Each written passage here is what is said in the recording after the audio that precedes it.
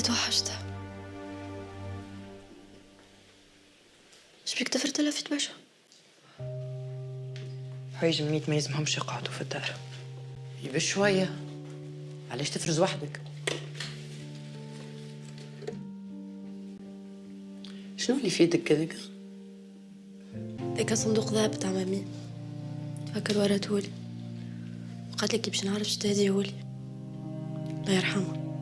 دونك هذاك نتاع بنتي. نحي يدك. ما سمعتش رفقة اش قالت لك؟ الصندوق هذاك نتاع بنتي.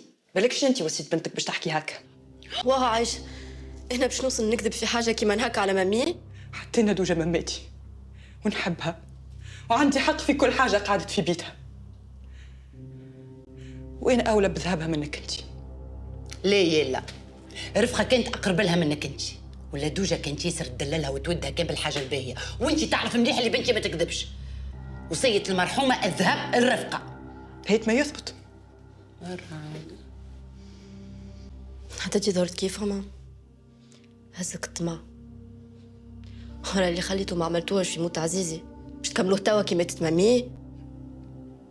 انت مازلت صغيرة ما تفهم من الدنيا شيء.